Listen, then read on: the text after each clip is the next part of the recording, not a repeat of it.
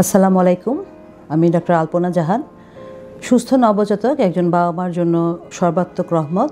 একজন নবজাতকের আগমনের পর বাবা মারা সর্বাত্মক চেষ্টা করেন নবজাতকের যত্ন নেওয়ার। এর মাঝেও নবজাতকটি অসুস্থ হয়ে যেতে পারে।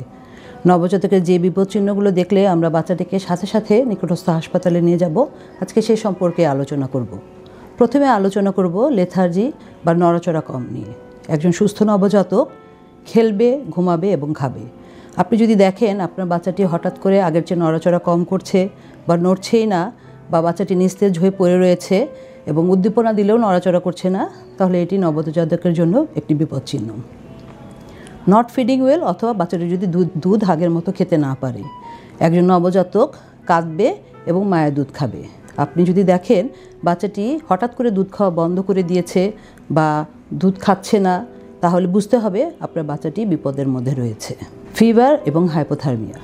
জ্বর একটি নবজাতকের জন্য গুরুত্বপূর্ণ বিপদ চিহ্ন। আপনি আপনার নবজাতকের যদি দেখেন গা গরম হয়ে গেছে, তাহলে বগলে 3 মিনিট থার্মোমিটার ধরবেন এবং যদি দেখেন তাপমাত্রাটি 99.5 ডিগ্রি ফারেনহাইটের বেশি, তাহলে এটি জ্বর এবং এটি নবজাতকের জন্য একটি বিপদ চিহ্ন। আবার অনেক সময় দেখা যায় বাচ্চাটির গা ঠান্ডা হয়ে গেছে, তখনও তাপমাত্রা মেপে যদি আপনি দেখেন 97.5 ডিগ্রি ফারেনহাইটের নিচে, তাহলে এটিও নবজাতকের জন্য একটি বিপদ চিহ্ন।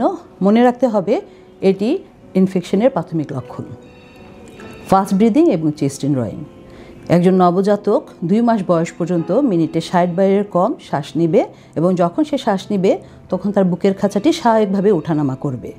কিন্তু আপনার নবজাতকটি যদি দেখেন মিনিটে 60 বারের বেশি শ্বাস নিচ্ছে এবং শ্বাস নেওয়ার সময় তার বুকের খাঁচাটি খুব বেশি দেবে যাচ্ছে, তাহলে বুঝতে হবে নবজাতকটি বিপদের মধ্যে রয়েছে এবং এটি নিউমোনিয়ার প্রাথমিক লক্ষণ। কনভালশন। নবজাতকের কনভালশন নিয়ে বাবা মাদের অনেক ভুল ধারণা রয়েছে। দেখা যায় নবজাতকটি হাত পা খুব গভীরভাবে ঝাঁকাচ্ছে, একটি হাত বা একটি পা ঝাঁকাচ্ছে, কখনো একদিকে ফ্যালফেল করে তাকিয়ে থাকে বা চোখের পলক বারবার ফেলে, জিহ্বা বারবার বের করে ফেলে, হাত পা সাইক্লিংয়ের মতো নড়াচড়া করে এবং দুধ খাওয়ার মতো জিহ্বাটি বারবার বের করে। এসবই নবজাতকের খিঁচুনির লক্ষণ। যখনই এমন লক্ষণ দেখতে পাবেন তখনই আপনি আপনার বাচ্চাটাকে নিকটস্থ হাসপাতালে নিয়ে যাবেন। কোনো সময় বাবা মারা বলেন যে বাচ্চা খুব হাত পা নাড়াচ্ছে, তখন আমরা বলি বাবা মাকে হাত বা পাটিকে ধরে দেখতে। যদি দেখি যে হাত পার ঝাঁকুনিটি কমে গেছে বা আর হচ্ছে না, তাহলে সেটা স্বাভাবিক, সেটাকে আমরা জিটাইনেস বলি। নবজাতকের নাভি পাকা বা আম্বিলিকাল সেপসিস। নবজাতকের জন্মের পর থেকে 48 ঘন্টার মধ্যেই নবজাতক বিশেষজ্ঞ হিসেবে আমরা 7.1% ক্লোরহেক্সিডিন দিয়ে দিই। এরপর নবজাতকের নাভিতে আর কিছুই লাগানোর প্রয়োজন নেই এবং নাভিটি স্বাভাবিকভাবে পড়ে যায়। এর মধ্যে যদি দেখা যায় নবজাতকের নাভির চারপাশটা লাল হয়ে গেছে, নাভি দিয়ে পুঁজ পড়ছে অথবা নাভি থেকে দুর্গন্ধ পাওয়া যাচ্ছে, তাহলে এটাও নবজাতকের বিপদচিহ্ন।